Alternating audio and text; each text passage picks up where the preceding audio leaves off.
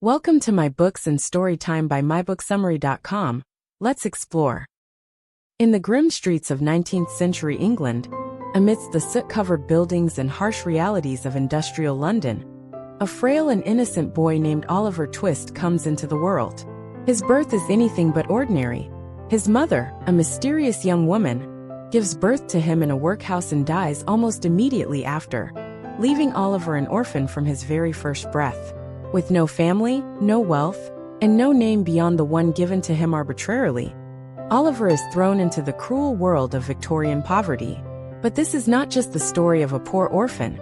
It is a story of resilience, the battle between innocence and corruption, and the struggle of a child against a system that seems determined to break him. Charles Dickens, through this masterpiece, not only weaves an engaging tale, but also exposes the brutal treatment of the poor in his society. Chapter 1. Born into misery.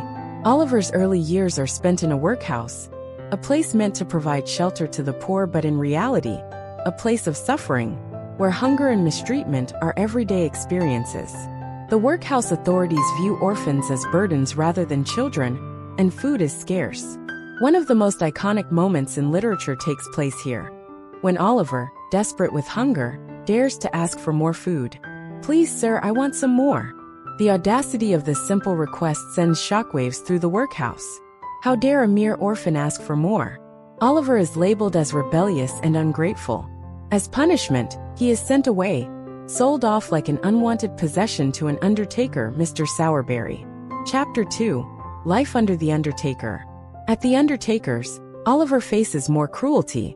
He is forced to sleep among the coffins, barely fed, and constantly tormented by Noah Claypole, an older apprentice who enjoys bullying him. But when Noah insults Oliver's dead mother, something inside the young boy snaps. He launches himself at his tormentor in a rare moment of defiance. Of course, no one takes Oliver's side. He is beaten and locked away. Realizing that this life holds no future for him, Oliver makes a decision that changes the course of his life forever. He runs away. Chapter 3. The Road to London and the Artful Dodger. Oliver embarks on a long journey on foot to London, a city filled with opportunities, but also dangers. Exhausted and starving, he meets a peculiar boy named Jack Dawkins, better known as the Artful Dodger.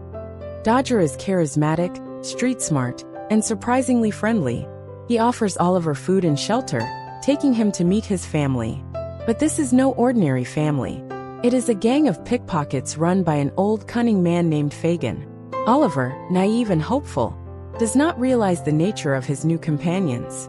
Fagin treats him kindly, feeding him well, and showing him strange tricks, like how to take things out of people's pockets without them noticing. Chapter 4. Falling into darkness. Oliver slowly begins to understand that Fagin's family is actually a group of young thieves. The boys, including Dodger and Charlie Bates, pickpocket unsuspecting people and bring their loot back to Fagin, who then sells the stolen goods. One day, Oliver is sent out with Dodger and Charlie for his first lesson. As they spot a wealthy gentleman reading a book, Oliver watches in horror as Dodger and Charlie skillfully steal the man's handkerchief. The crime is quick, efficient, until the victim notices. Oliver, who is still standing there in shock, is immediately accused. The real thieves flee, leaving him behind. He is caught by the police and taken to court. Chapter 5. A New Life with Mr. Brownlow. Just as it seems Oliver's fate is sealed, a stroke of luck saves him. Mr. Brownlow, the kind gentleman who was robbed, notices something peculiar about Oliver, something familiar. He takes pity on the boy and instead of pressing charges, brings him home to care for him. Oliver experiences kindness for the first time. He is given clean clothes, good food, and a warm place to sleep. Mr. Brownlow and his housekeeper, Mrs. Bedwin, treat him with genuine affection, something Oliver has never known. But just as he begins to settle into his new life, disaster strikes. Chapter 6. The Dark Hand of Fagin. Fagin and his gang are furious about Oliver's escape. He knows too much. If he talks, he could expose their crimes. To make matters worse, one of Fagin's more dangerous associates, Bill Sykes, a violent and ruthless criminal, is also concerned about Oliver's whereabouts. Nancy, a young woman caught in this world of crime, is sent to track Oliver down. Despite her harsh life, Nancy has a kind heart. She sees something in Oliver that reminds her of a past she never had, a chance at goodness.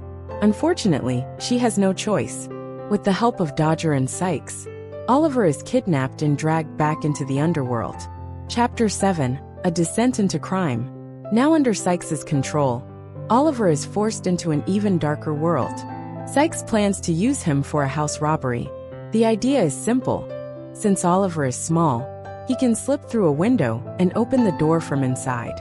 Oliver, terrified but powerless, is taken along. The robbery goes wrong. The homeowners wake up, and in the chaos, Oliver is shot. Sykes and his men abandon him, leaving him to die. Chapter 8, Redemption and Justice.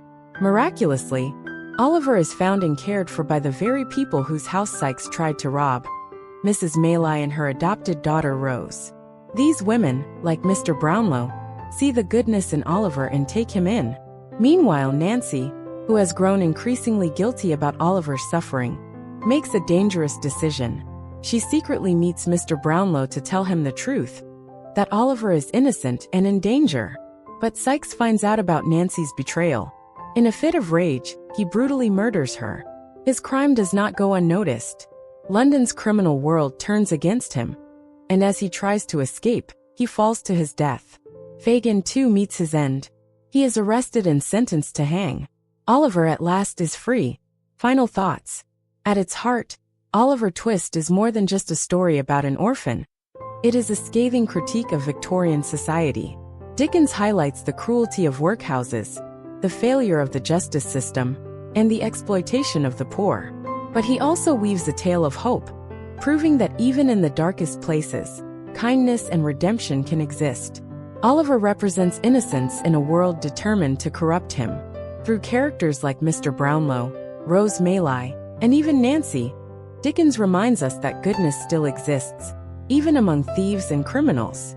Conclusion. In the end, Oliver finds his place in a loving home with Mr. Brownlow. He learns about his true origins. He is not just a nameless orphan, but the son of a respectable family. Justice is served to those who wronged him, and his tormentors pay the price. But the true message of Oliver Twist lingers. The system was broken then, and in many ways it still is today. Dickens' novel is a timeless reminder of the resilience of the human spirit, the importance of compassion, and the power of justice. And perhaps above all, it is a story of how, even in the darkest of times, a child's pure heart can endure. Stay tuned for more enlightening content. Don't forget to like, comment, and subscribe the World Icons.